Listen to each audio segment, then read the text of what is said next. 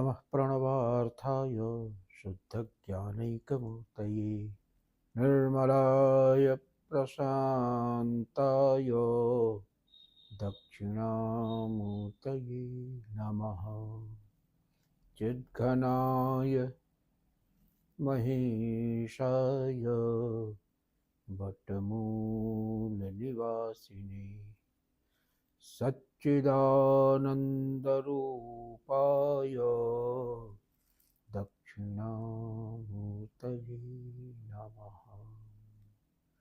ईश्वरो गुरुरात्मेति मूर्तिभेदविभागिने व्योमवद्व्याप्तदेहाय दक्षिणामूर्तये नमः। ओम नमः श्री गुरुवे शिवाय।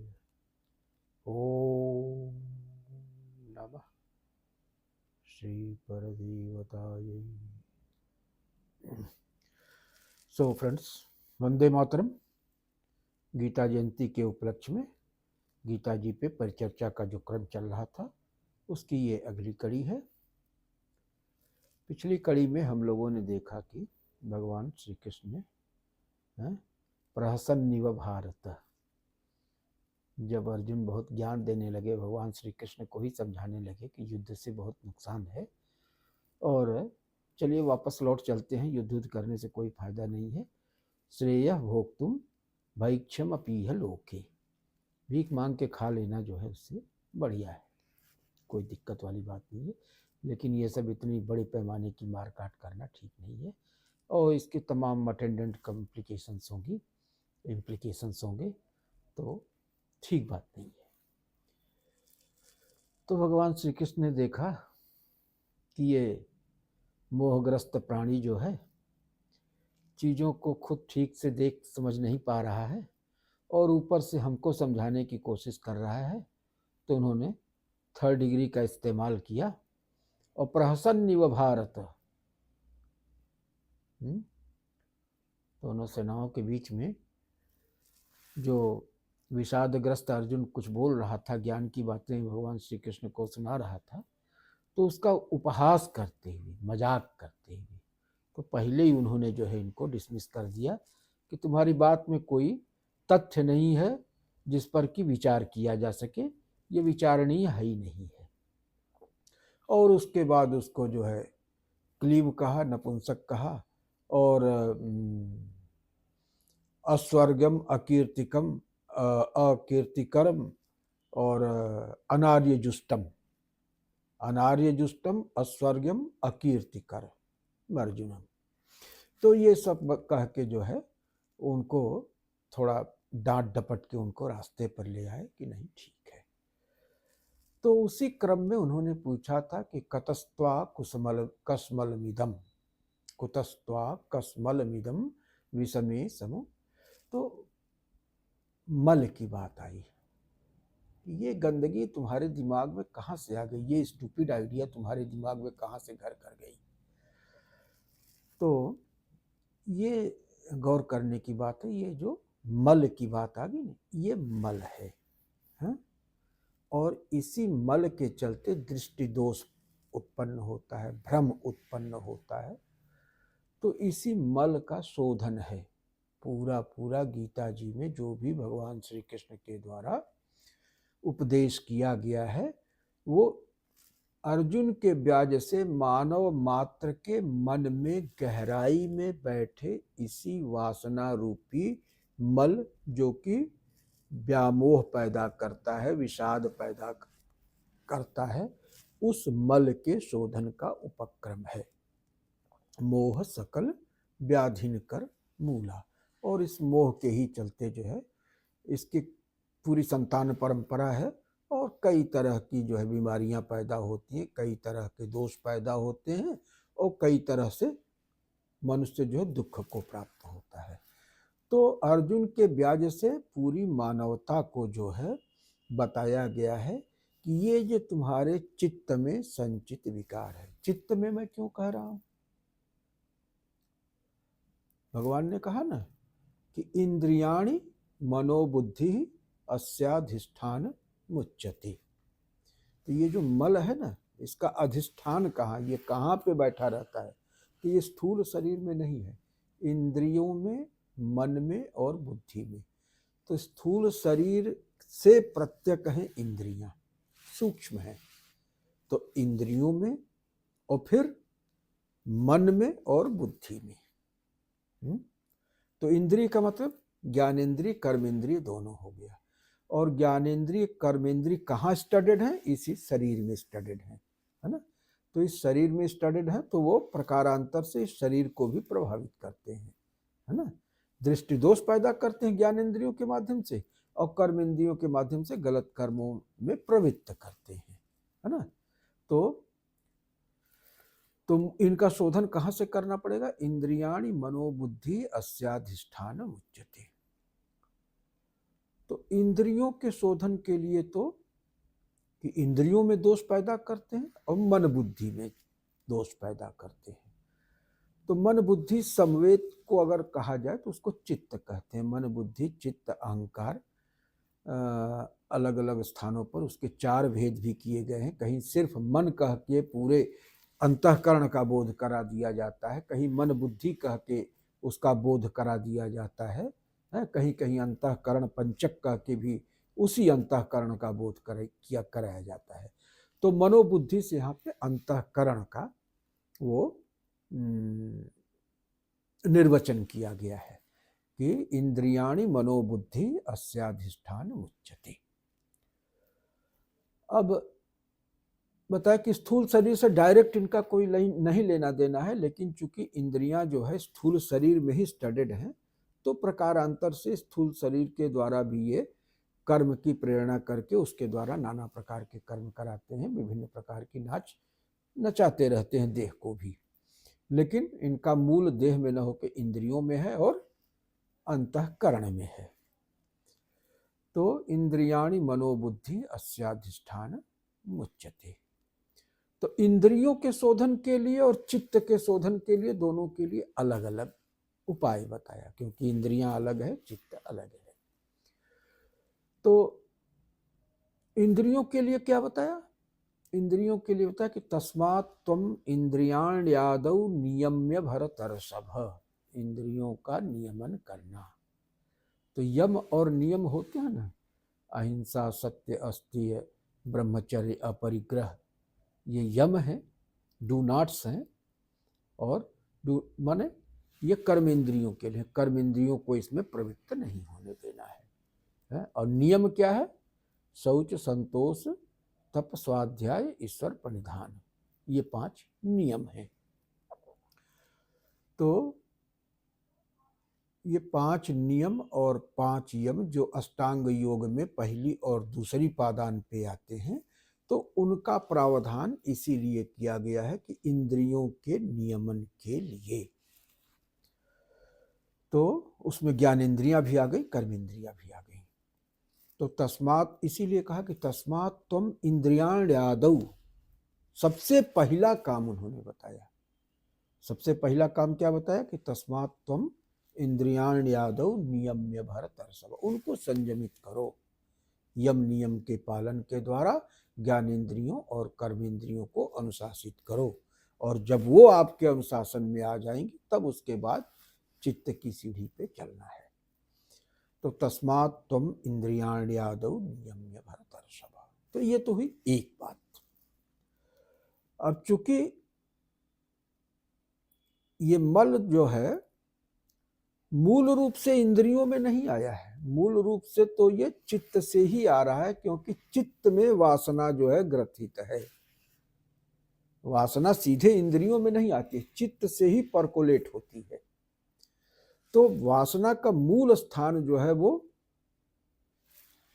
चित्त है, या मन बुद्धि जिसको कहा इसमें, या अंतःकरण कह लीजिए। तो अंतःकरण का संस्कार करना है। अब चित्त में अगर मल है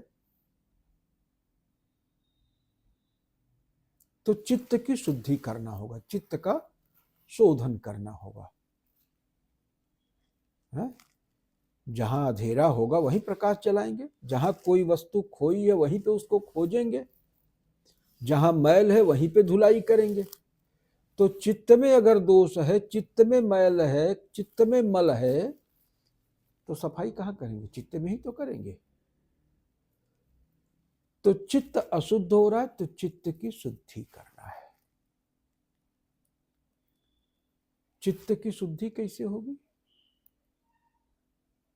तो हमारे शास्त्रों ने उसका उपाय बताया कि कर्मणा चित्त शुद्धि। चित्त शुद्धि के लिए कर्म है, और फिर शुद्ध होने के बाद भी चित्त नाना प्रकार के विषयों में बटा रहता है, एकाग्र नहीं रहता है, कई जगह वो बटा हुआ बिखरा रहता है। तो चित्त की शुद्धि के लिए तो कर्म है, और चित्त जो बिखरा हुआ चित्त है उसको इकट्ठा करने के लिए, वन पॉइंटेडनेस उसमें लाने के लिए क्या करना होता है? एकाग्रार्थम उपासना। चित्त की एकाग्रता की सिद्धि के लिए उपासना बताया। तो उपासना का मतलब क्या? भक्ति। भक्ति कहाँ से आएगी? धर्म से। श्रद्धा युक्त विवेक है श्रद्धा।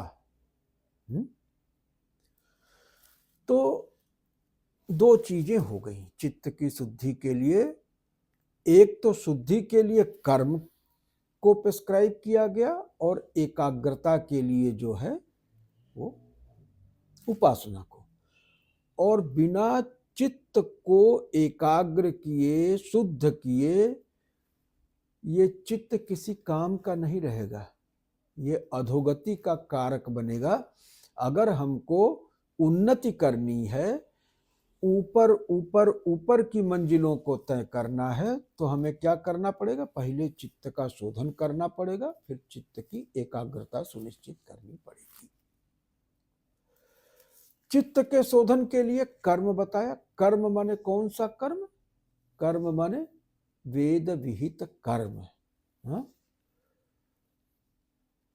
तो अब कर्म की व्याख्या गीता में बहुत ही विस्तृत की गई है।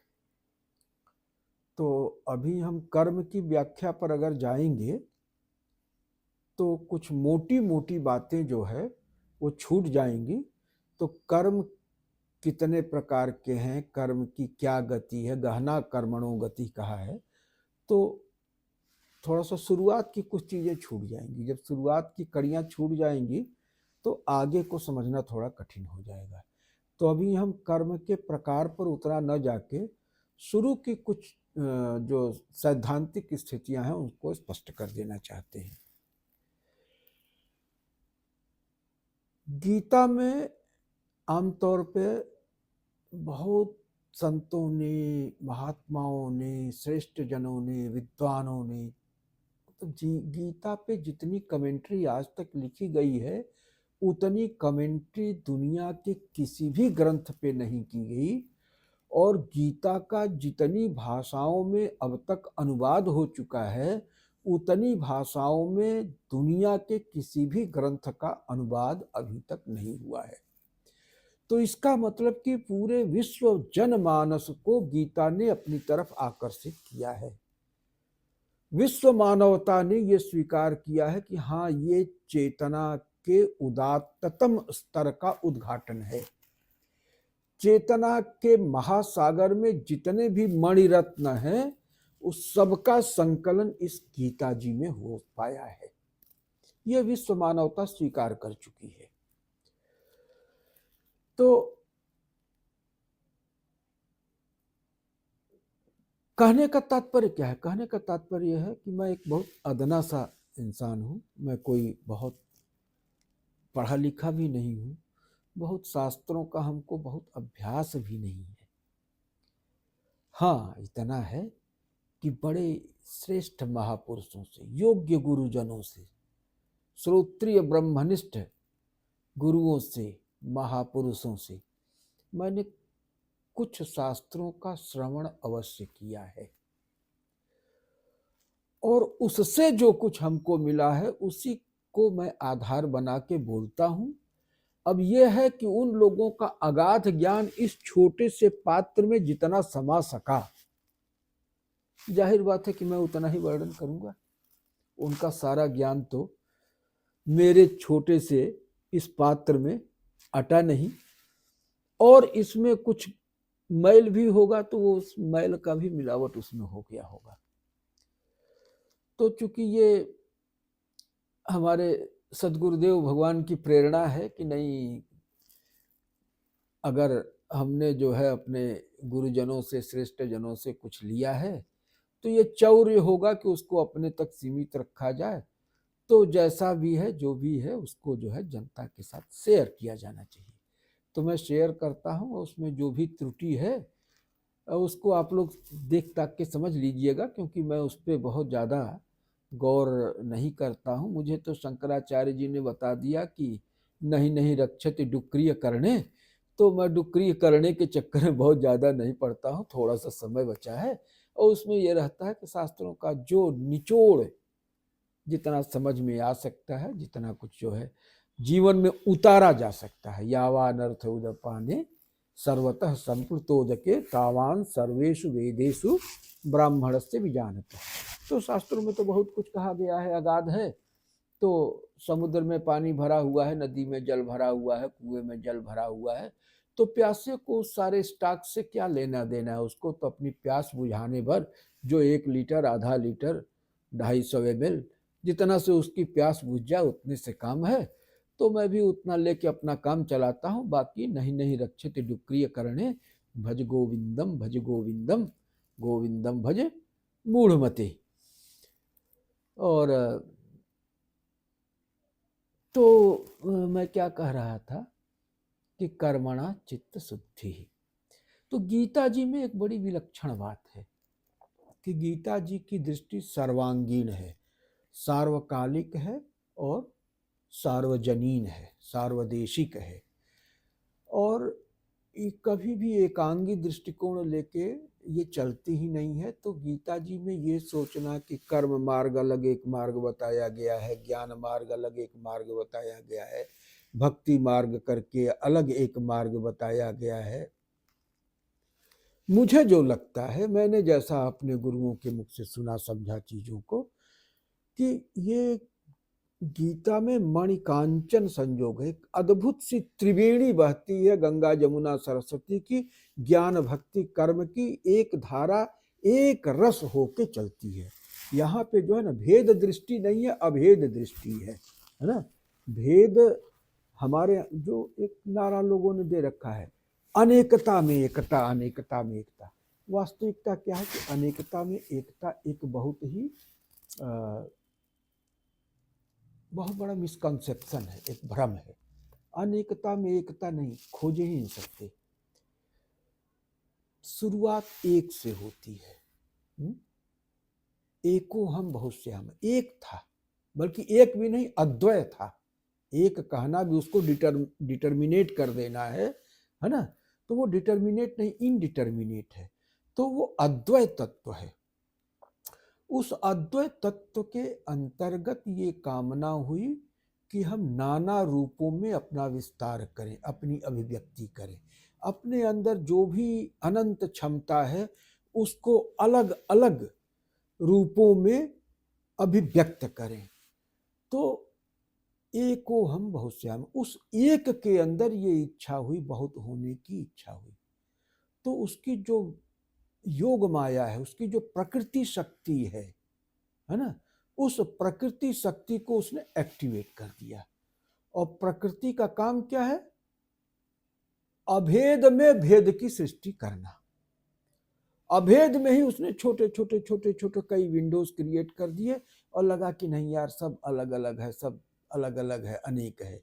वास्तव में अनेक कुछ नहीं, वास्तव में एक ही है। कैनवास तो एक ही है, उसके एक पार्ट में आपने हाथी बना दिया, एक पार्ट में घोड़ा बना दिया, एक पार्ट में राजमहल बना दिया, एक पार्ट में तालाब बना दिया, एक पार्ट में पहाड़ बना दिया, एक पार्ट में वन बना दिया, एक पार्ट में हाथी घोड़ा, है ना, सेना बना दिया, प्रजा बना दिया, सब बना दिया। कैनवास तो एक ही है। उस कैनवास के ही एक एक पार्ट में कुछ रेखाएं उकेर के आपने उसमें अलग अलग चीजें बना दिया।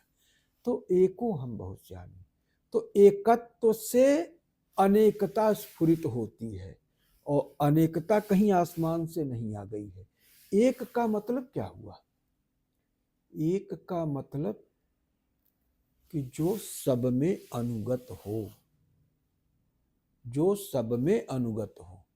दो अगर हम कहेंगे तो दो माने 1+1, 3 कहेंगे तो 1+1+1, 4 कहेंगे तो 1+1+1+1। बस जितनी भी संख्या हम बढ़ाते जाएंगे उस सब में एक अनुगत होगा ही होगा, है। तो इसीलिए भगवान ने कहा ना कि मामेकम शरणम व्रज। तो वो एक का मतलब यही हुआ कि 1+1+1+1+1, जितना +1 करते जाएंगे उतनी बड़ी संख्या बनती जाएगी। लेकिन वास्तविकता क्या है? कुछ सब में एक अनुगत है, उस एक का ही मल्टीप्लिकेशन, एडिशन और बाकी सब संख्याएं हैं। तो जब उस एक को आप समझ लेंगे तो आप जो है सबको समझ लेंगे, क्योंकि वो एक सब में अनुगत है। उसी ने अपनी अभिव्यक्ति की मात्राओं में थोड़ा तारतम्य करके अपनी कलाओं की अभिव्यक्ति में तारतम्य से विभिन्न रूपों में अपने आप को व्यक्त किया हुआ है। तो जब आप उस एक की शरण में जाते हैं ना, तो आप धर्म की भी शरण में जाते हैं, कर्म की भी शरण में जाते हैं, आप स्वधर्म भी करते हैं, आप वर्ण धर्म भी करते हैं, आप आश्रम धर्म भी करते हैं, आप शरीर धर्म का भी पालन करते हैं, इंद्रिय धर्म का भी पालन करते हैं, आप अपने समाज के धर्म का भी पालन करते हैं। समाज के जो रिश्ते हैं, माता के रूप में, पिता के रूप में, पति के रूप में, पुत्र के रूप में, भाई के रूप में, बहन के रूप में, पत्नी के रूप में, इन सारे विभिन्न रूप जो आप धारण करते हैं, तो ये विभिन्न रूप अलग अलग थोड़ी नहीं है, व्यक्ति तो एक ही है। किसी रेफरेंस से वो कहीं पिता हो जाता है, कहीं बेटा हो जाता है, कहीं पति हो जाता है ना। तो ये रेफरेंस की बात है कि किसके रेफरेंस में वो क्या होता है ना। लेकिन व्यक्ति तो वही है। तो इसीलिए भगवान श्री कृष्ण कहते हैं कि सर्वधर्मान परित्यज्य मामेकम शरणम व्रज। तो किसी धर्म को छोड़ने की बात नहीं कहते हैं, वो कहते हैं कि सबके मूल में धर्मी है, उस धर्मी को पकड़ लो कस के। और जब उस धर्मी को पकड़ लोगे तो बाकी सब कुछ आपके पकड़ में आ जाएगा, क्योंकि वो एक सब में अनुगत है। जितने भी धर्म हो सकते हैं, जितने भी प्रकार के साध्य कोटि के या व्यावहारिक रूप से जो अलग अलग रूपों में, according to your status in the society, according to your station in the society, according to your जो भी कह लीजिए, तो वो सारे धर्मों में वो धर्मी अनुगत है। जब धर्मी को पकड़ लोगे तो सबको पकड़ लोगे। तो बात ये दूसरी तरफ चली गई थी, भेद। अब इसमें बहुत लंबा डिस्कशन हो जाएगा, तो इस पे फिर कभी चर्चा होगी, है, क्योंकि आजकल जो है वो मनुस्मृति पे बहुत चर्चा होती है कि हाँ वर्णाश्रम की व्यवस्था है, उसमें जाति प्रथा है, ये है वो। तो भेद तो प्रकृति प्रदत्त है, भेद मूलक उसका स्वभाव ही है भेद पैदा करना। कहाँ से तुम अभेद की कल्पना क्यों करते? अभेद में व्यवहार नहीं हो सकता। जहां भी व्यवहार होगा वहां भेद होगा। जब दो होगा तभी तो व्यवहार होगा, एक में कौन सा व्यवहार होगा? एक तो जो है परमार्थ है, शुद्ध परमार्थ है। तो ये जो नासमझ लोग हैं, मूर्ख हैं, तो वो मूर्खता वाली बात करते हैं। एक तो संभव नहीं है। कैसे संभव है? सबको आईएएस बना दोगे, सबको प्रधानमंत्री बना दोगे, है? तो न तो सबको आप लेबर क्लास में ला सकते हो, न तो सबको आप ऑफिसर क्लास में डाल सकते हो। Each according to his qualification, each according to his quality, each according to his efficiency, each according to his capacity। यही कोई ना कोई तो क्राइटेरिया बनाते हो। इफिशियंसी बार आप बनाते हो कि नहीं? वो इफिशियंसी बार क्या है? तो बहरहाल वो एक अलग का मुद्दा है।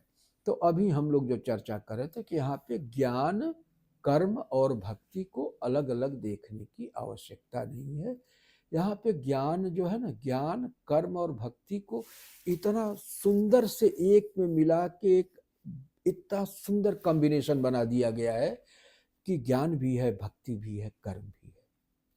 शुरू में भगवान श्री कृष्ण जो है अर्जुन को ज्ञान देते हैं, और ज्ञान देने के बाद क्या कहते हैं? ज्ञान दे के अंत में कहते हैं, जो कुछ भी द्वितीय अध्याय में समझाते हैं, तो उसका निचोड़ क्या होता है निचोड़ तो यही कहते हैं, तस्मात् युद्धाय युजस्व नैवं पाप मवाप्स्यसि। तस्मादुत्तिष्ठ कौन्तेय युद्धाय कृत निश्चयः। तो ज्ञान का परिपाक जो है वो कर्म में बताया गया। एषा ते भीता सांख्ये बुद्धि योगे तिमाम श्रवो। तो सांख्य योग और बुद्धि योग, उन्होंने तो बड़ा साफ कहा ना कि सांख्य योगो पृथक बाला प्रवदन्ति न पंडिता एकमप्यास्थितः सम्यक उभयोर विन्दते फलम। तो सांख्य योग चाहे ज्ञान योग या कर्म योग, है ना, तो दोनों अलग नहीं, क्योंकि यहां जो भी कर्म है तो उसको कॉन्शसली करना है, अनकॉन्शसली मैकेनिकली करने के लिए नहीं कहा गया है, विचार करते हुए करना है। विचार क्या करना है?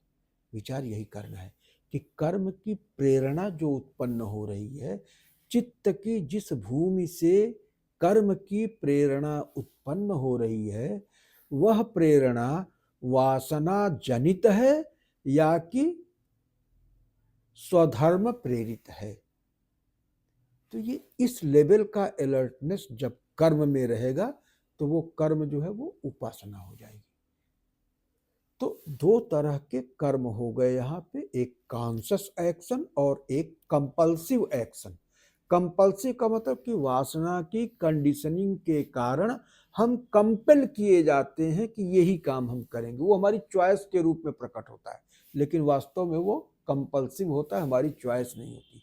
ये हमारा भ्रम है कि हम उसको अपनी चॉइस मान लेते हैं, यही भ्रम है, यही दोष है, और इसी मल का परिमार्जन करना है। तो ये कैसे होगा? जब हम उस भूमिका के प्रति जो है जागरूक रहेंगे कि किस पृष्ठभूमि से, किस भूमि से वो प्रेरणा, कर्म की प्रेरणा उत्पन्न हो रही है। तो जब इस लेवल का अलर्टनेस कहां से आएगा? बिना ज्ञान योग की आएगा है? और चूंकि संसार में व्यवहार में रहने की बात यहाँ पे हो रही है, ये किसी साधु संत के मोक्ष के लिए गीता नहीं है, ये हम गृहस्थों के लिए है, जो इस संसार की रूपी समर भूमि में युद्ध के लिए शस्त्र सज्ज होकर के खड़े हैं और तमाम तरह के मोह मतिभ्रम उनको जो है परेशान कर रहे हैं। तो इसलिए यहाँ पे ज्ञान, कर्म और भक्ति, ये तीनों की त्रिवेणी है, मिला जुला रूप है। यहाँ पे कर्म, धर्म, भक्ति, ज्ञान। कर्म को ही बताया कि अगर निष्काम हो रहा है या ईश्वरार्पण करके हो रहा है, ब्रह्मार्पण करके हो रहा है, स्वधर्म पालन के निमित्त हो रहा है, प्रजा रक्षण के निमित्त हो रहा है, यज्ञार्थात कर्मणोन्यत्र लोकोयम कर्म बंधन, यज्ञार्थ अगर कर्म हो रहा है तो वो कर्म अपने आप में उपासना हो जाता है। यत् करोसि यदस्नासि यज्जुहोसि ददासि यत् तपस्यसि कौन्तेय तत्कुरुस्व मदर्पणम मन्मना भव मद्भक्तः मदयाजी माम नमस्कुरु मामे वैश्यसि युक्तैव आत्मानं मत्परायणः। तो उन्होंने कहा ना कि योगक्षेमम वहाम्यहम, योग और क्षेम दोनों मैं देख लूंगा, तुम अपने धर्म का पालन करो, निष्काम कर्म करो। निष्काम कर्म का मतलब क्या हुआ?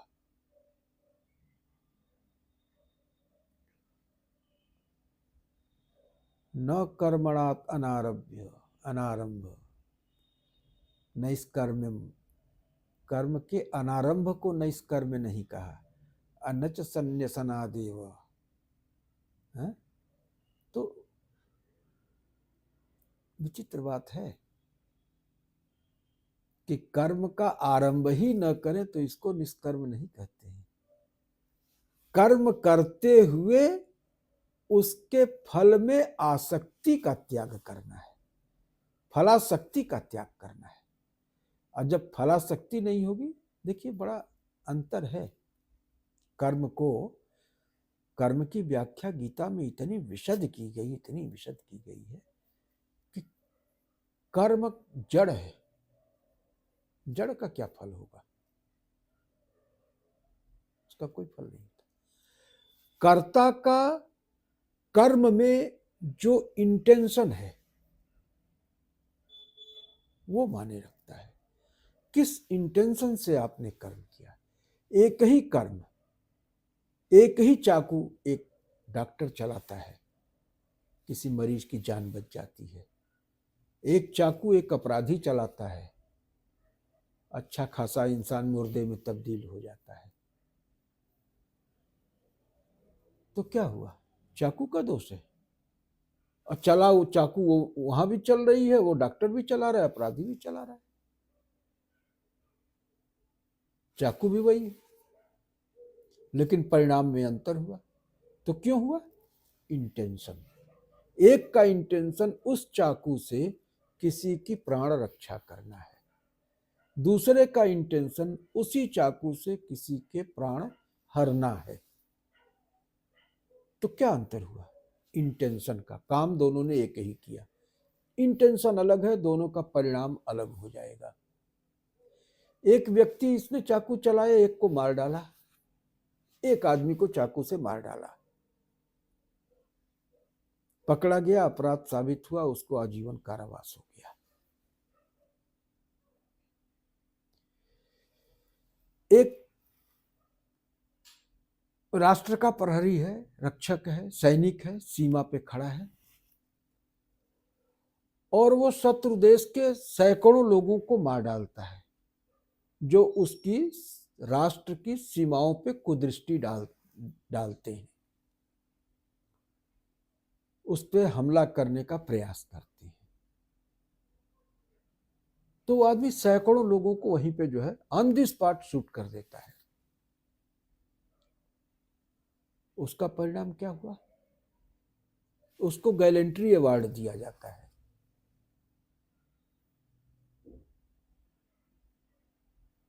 इसने एक हत्या किया था, इसको जो है फांसी हुई, आजीवन कारावास हुआ। उसने सैकड़ों लोगों को गोली चला के भून दिया, लेकिन उसको गैलेंट्री अवार्ड मिला। इंटेंट देखिए, वहां पे वो अपने धर्म का पालन कर रहा है, उसको राष्ट्र रक्षा के लिए सीमा पर हथियार के साथ खड़ा किया गया है, और उसका धर्म ये है कि उसके राष्ट्र की तरफ जो भी आंख उठा के शत्रु देखे वो उसका वध कर दे। उसने अपने धर्म का पालन किया, अपने अधिकार की सीमा में रहते हुए वो अपने धर्म का पालन करता है, और इस कारण से उसे चार्जशीट नहीं होती है, बल्कि उसको गैलेंट्री अवार्ड मिलता है। तो उसने अपने स्वधर्म के हिसाब से काम किया। इसने, अपराधी ने मार डाला था, इसको फांसी हो गई। वहीं पे एक पशु भी हत्या कर देता है, कोई बैल आ रहा है बिगड़ा हुआ, और उसके सामने कोई पड़ गया, उसने सींग घुसेड़ दिया पेट में इस पार से उस पार, और वो व्यक्ति वहीं ऑन द स्पॉट मर गया। क्या होगा, उस बैल को सजा होगी? नहीं होगी, क्योंकि उसके पास फ्रीडम ऑफ विल नहीं है, सिलेक्शन का पावर नहीं है, उसको डिस्क्रिशन नहीं है, वो इम्पल्सिव है, इमोशंस में काम करता है। उसको कोई इम्पल्स आया, उसने सींग छोड़ दिया, तो उसके ऊपर मुकदमा नहीं चलेगा, उसको फांसी नहीं दी जा सकती। लेकिन हमको चूंकि विवेक मिला हुआ है, तो इसलिए हमारा कर्तव्य है कि हम इस विवेक के साथ युक्त होके हर कर्म करें। तो हमको अलर्ट रहना है कि हम इम्पल्सेस के अधीन होके एक्ट कर रहे हैं, या कि कॉन्शियस चॉइस है, हम अपने डिस्क्रिशन का, क्या कह लें उसको, वाइजली इस्तेमाल कर रहे हैं, अपने डिस्क्रिशन का प्रॉपर एडिकेट इस्तेमाल करते हुए कोई निर्णय ले रहे हैं। तो इसलिए हम जो है अपराध के भी भागी होंगे, या अच्छा हुआ तो पुरस्कार के भागी होंगे, क्योंकि हमको ये फ्रीडम ऑफ सिलेक्शन है कि हम ये करें कि वो करें।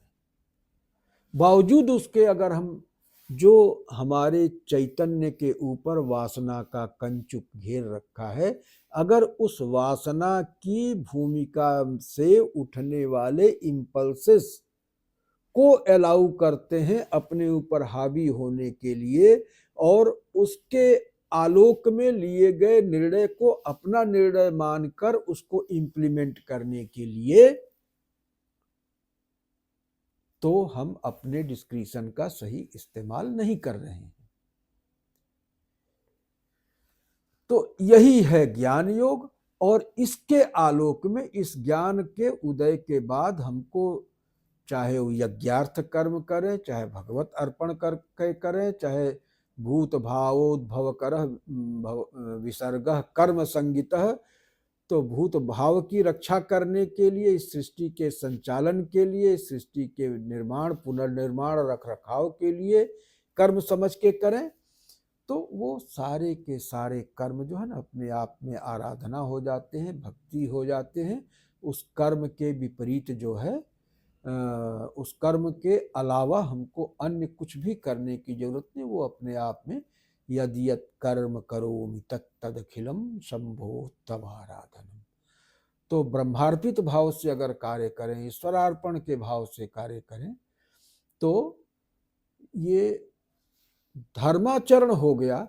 और धर्माचरण के कारण ये अपने आप में भक्ति हो गई। तो एक तरफ ज्ञान हो गया, एक तरफ कर्म हो गया, एक तरफ भक्ति हो गई। सब मिला जुला है एक दूसरे में। किसी एक को पकड़ेंगे तो तीनों अपने आप चलता रहेगा। और वैसे तो जब बाइफर्केट करके देखने लगेंगे तो 18 अध्याय में 18 योग है। गीता जो ओरिजिनल महाभारत में आती है, भीष्म पर्व में 25 से लेके 42 चैप्टर तक, तो उसमें वो हर अध्याय के नीचे वो बात मूल में नहीं लिखी गई है कि ओम तत्सत श्रीमद् गीता उपनिषत्सु ब्रह्म विद्यायाम योग शास्त्रे, है ना, अर्जुन विषाद योग नाम प्रथमोध्याय, ऐसा करके जो है उसमें नहीं लिखा है। ये बाद में किसी अच्छे विद्वान ने, साधक ने, संभवतः मधुसूदन सरस्वती जी ने जो है, तो उन्होंने हर चैप्टर का सार जो है एक लाइन में लास्ट में दिखा देती है क्या है। तो हर चैप्टर के लास्ट में आप देखेंगे तो एक योग करके उसका नाम दे, विषाद योग, प्रसाद योग, ज्ञान योग, कर्म योग। तो ज्ञान कर्म समुच्चय, गीता में जो चीज जो है ना महत्वपूर्ण है, वो ज्ञान कर्म समुच्चय है ये। और ज्ञान के साथ जब कर्म का संपादन होगा तो ज्ञान कर्म समुच्चय जो है ना, वो धर्म समुच्चय भी वही धर्म हो जाएगा, क्योंकि वो धर्मानुकूल आचरण होगा। तो धर्म हो गया तो भक्ति भी हो गई, उपासना भी हो गया, है ना, क्योंकि धर्म ही तो बताता है, भक्ति का मार्ग भी बताता है, उपासना की विधि भी बताता है, धर्म ही तो बताता है। तो इसलिए गीता में भक्ति, ज्ञान और कर्म की अद्भुत त्रिवेणी पूरी गीता में 1 से लेकर 18वें अध्याय तक चल रही है। हाँ, अब उसमें जिसको जो पसंद आ जाए, जिस तरह का, उसको प्रधानता दे करके उसका अनुपालन शुरू कर दे, उसका अंगीकार कर ले। और बाकी तो सत्य यही है कि उसमें ज्ञान, भक्ति, कर्म, है ना, सब सब साथ साथ चलते हैं, कोई अलग अलग नहीं है। और 18 अध्याय में 18 तरह के योग का वर्णन है उसमें। तो ऐसी कोई चीज नहीं है, राजयोग है, गुह्य विद्या है, कौन कौन सी चीज नहीं है। ऐश्वर्य योग है जिसमें भगवान श्री कृष्ण अपने ऐश्वर्य को प्रकट करते हैं। तो बड़ा अद्भुत ग्रंथ है। अब इसमें हम लोग आज तो यहीं पे रुकते हैं। आगे हम लोग फिर अब कर्म कितने प्रकार के हैं, कर्म के बारे में क्या क्या विचार जो है गीता जी में किया गया है, ये अगली कड़ी में हम लोग इसको देखेंगे कि कर्म के बारे में कितने उसमें प्रकार भेद बताए गए हैं, क्या सावधानियां बताई गई हैं, हाँ, कर्म क्या है या कर्म क्या है, विकर्म क्या है ना। तो ये सारी चीजें जो है हम लोग अपने अगले एपिसोड में इस पे विचार करेंगे। तो इन्हीं शब्दों के साथ, ओम पूर्णमदः पूर्णमिदं पूर्णात् पूर्णमुदच्यते पूर्णस्य पूर्णमादाय पूर्णमेवावशिष्यते। ओम शांति शांति शांति। हरि ओम।